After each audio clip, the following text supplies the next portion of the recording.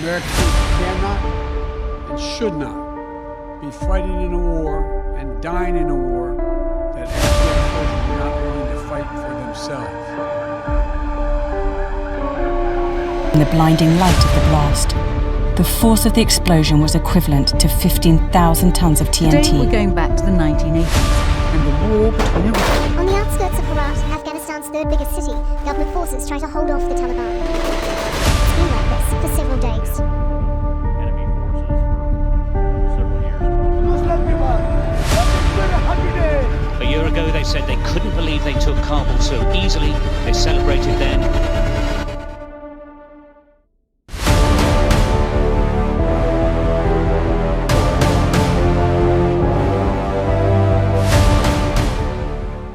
दोस्तों, चाइना का दुश्मन और जापान पर बम गिराने वाला अमेरिका। आज इस देश ने सबसे ज्यादा लोन चाइना और जापान का देना है। दुनिया में सबसे ज्यादा लोन अमेरिकन गवर्नमेंट पर है। दुनिया के सुपरविजन करने वाले अमेरिका पर 2024 के स्टार्ट तक $34 ट्रिलियन का लोन था। यानी ये सुपर पावर खुद लोन से चलती है। अमेरिका में हर इंसान पर $1 लाख से ज्यादा का लोन है, जो कि लगभग इंडियन रुपयों में 85 लाख और पाकिस्तानी रुपयों में 2.8 करोड़ बनता है। यूएस लोन की असल वजह यूएस गवर्नमेंट का अपने टैक्स रेवेन्यू से ज्यादा खर्च करना है। 2023 में अमेरिका का टोटल रेवेन्यू $4.4 ट्रिलियन था, जबकि टोटल खर्चा $6.1 ट्रिलियन था।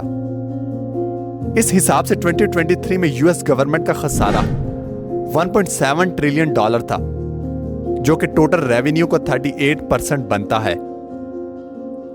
यूएस गवर्नमेंट अपने खर्चों के इस डिफरेंस को लोन से भरता है, जो कि डायरेक्टली यूएस की इकोनॉमी पर इफेक्ट करता है।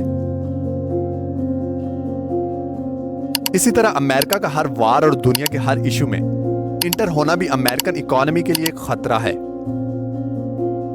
Russia Ukraine war, Middle East countries war, Iran, Africa, Afghanistan और वियतनाम, इन सब इश्यूज में अमेरिकन एंट्री ने अमेरिकन इकोनॉमी को शदीद नुकसान पहुंचाया है। यही वजह है कि अगस्त 2021 में जो बाइडेन ने इकोनॉमिकल क्राइसिस की वजह से अफगानिस्तान से अपनी फौजें वापस बुलाई। US government military, social security और हेल्थ पर सबसे ज्यादा खर्च करती है। यूएस गवर्नमेंट का हर रोज का खर्चा लगभग $17 बिलियन है। कांग्रेशनल बजट ऑफिस के मुताबिक फरवरी 2024 में अमेरिकन लोन अमेरिकन जीडीपी के मुकाबले में 99% तक इंक्रीज हुआ। अब यह ख्याल किया जा रहा है कि 2034 में यह हिस्सा 116%, जबकि 2054 में 172% तक बढ़ सकता है।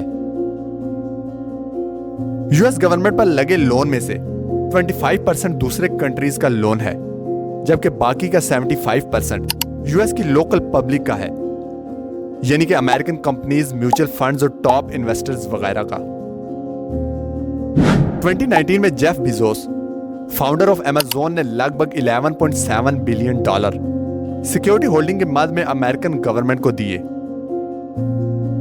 दोस्तों, सिक्योरिटी होल्डिंग लोन की वो अमाउंट होती है जो कि इन्वेस्टर या कंपनीज गवर्नमेंट को एक फिक्स इंटरेस्ट अमाउंट के साथ देते हैं।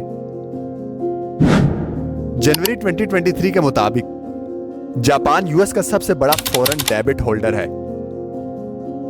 जापान यूएस लोन में $1.1 ट्रिलियन होल्ड करता है। इसी तरह चाइना $859 बिलियन के साथ दूसरे नंबर पर है। यूएस के फॉरेन डेबिट का 50% चाइना और जापान होल्ड करते हैं।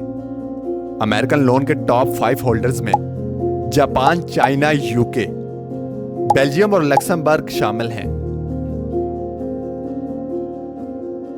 अमेरिकन करेंसी डॉलर दुनिया की रिजर्व करेंसी है। दुनिया का 80 से 85% ट्रेड डॉलर में होता है, जिसको अमेरिकन रिजर्व सिस्टम छापता है। यही वजह है कि अमेरिकन के लिए लोन लेना कोई इशू नहीं। दुनिया डॉलर को एक स्टेबल करेंसी समझती है। हर देश और हर इंसान की यह कोशिश होती है कि उसके पास ज्यादा से ज्यादा डॉलर मौजूद हों।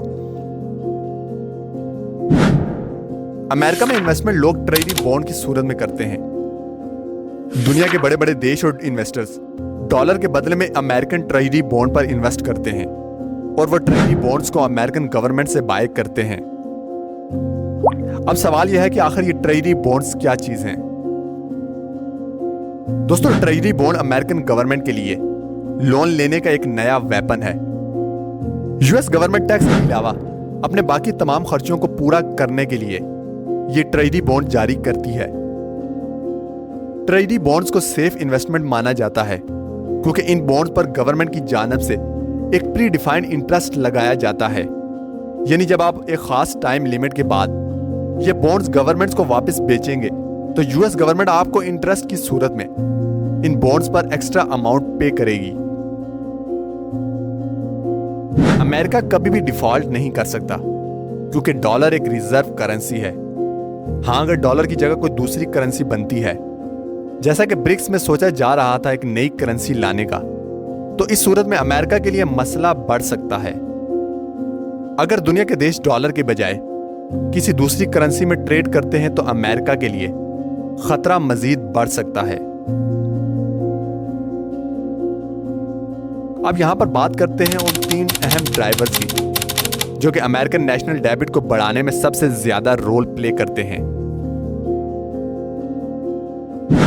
अमेरिका में पिछले कई सालों से एक बड़ा डेमोग्राफिक चेंज देखने को मिला है।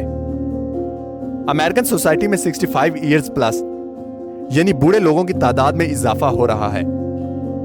एक्सपर्ट्स का यह मानना है कि 2030 में अमेरिका में हर दिन 10,000 लोग 65 प्लस की एज को पहुंचेंगे।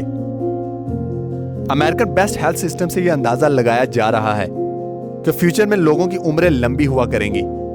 इसका मतलब है कि अमेरिकन गवर्नमेंट को इनकी फाइनेंशियल नीड्स यानी कि सोशल सिक्योरिटी और मेडिकल एड को पूरा करने के लिए मजीद लोन लेना पड़ सकता है।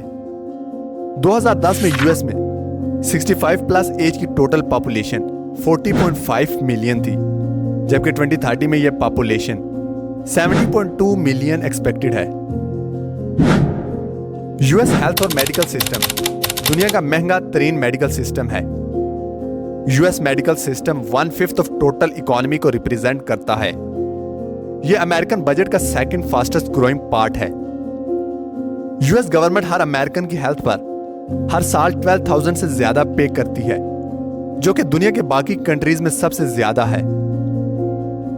यूएस गवर्नमेंट अमेरिकन को मोस्टली फ्री मेडिकल केयर देती है, जो कि अमेरिकन इकोनॉमी के लिए खतरा बनता जा रहा है। अब सवाल यह है कि अगर यूएस नेशनल डेबिट या किसी भी कंट्री का नेशनल डेबिट बढ़े तो इसका नेगेटिव इंपैक्ट क्या होगा? दोस्तों, जब भी किसी देश में डेबिट या फिर इकोनॉमिकल डिजास्टर या डिसेबिलिटी देखने को मिलती है तो वहां इंटरेस्ट रेट बढ़ जाता है।